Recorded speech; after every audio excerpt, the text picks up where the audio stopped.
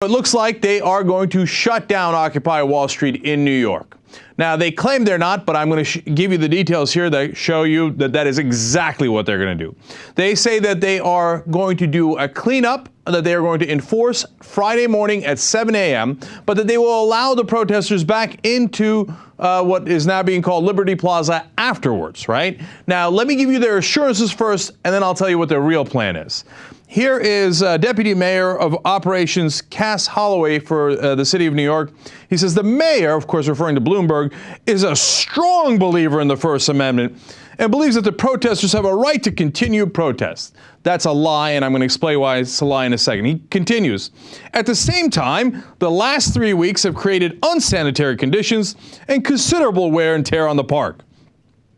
This situation is not in the best interest of the protesters, residents, or the city. The cleaning will be done in stages, and the protesters will be able to return to the areas that have been cleaned, provided they abide by the rules that Brookfield has established for the park. So this is great.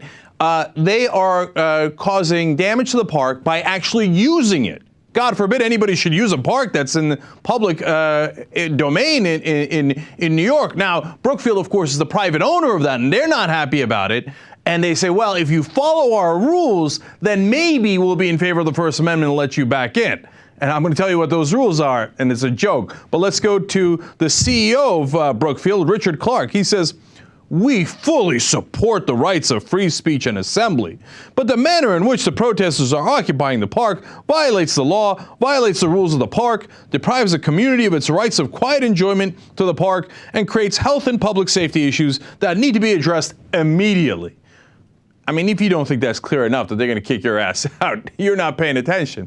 It is disturbing the quiet enjoyment that the bankers used to have of that park. How dare you come in protesting the bankers? Well, we can't have that. So while we totally cherish your First Amendment rights, we'd like you to do it in your basement instead of out in the open where it's actually working and where it's grabbing a lot of attention. That's what the concern is about. Now, they claim that they have gotten a lot of complaints, and in a letter to the commissioner, Raymond Kelly, they say, here's what one person, concerned citizen said, that they were worried about the, quote, the lewdness, groping, drinking, and drug use. Yeah, I know, that's what this is all about. Not the bankers being worried that they're actually being caught, and people are actually realizing that they're the ones that are the culprits in buying our politicians, etc. Yeah, it's the drug use and the lewdness of the protesters that's the problem, right?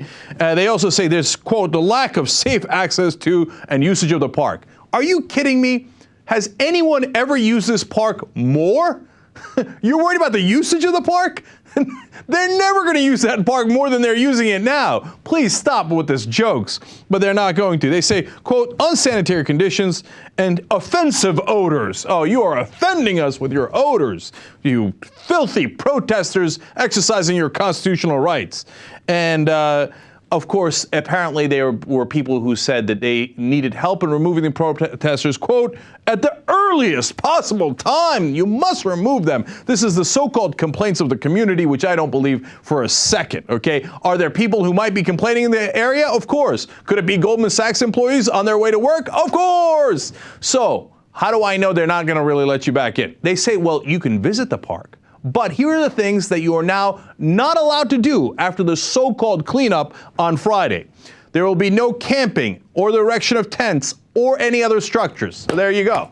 You can't stay overnight. Well, if that wasn't clear enough, lying down on the ground or lying on benches, sitting areas, or walkways, which unreasonably interferes with the use of benches, sitting areas, or walkways by others. That's gone. No lying down, no tents, no sleeping bags, nothing. Continuing, the placement of tarps or sleeping bags or other covering on the property. Not even a sleeping bag. So if you're out there in the cold or it's raining, you don't have a tent, you don't have a sleeping bag, and you can't lie down. So you're allowed to stand there like a stiff for a couple of minutes and then leave. Wow, thank you for cherishing our First Amendment rights. Hey, Mayor Bloomberg, could you have spared us the lie?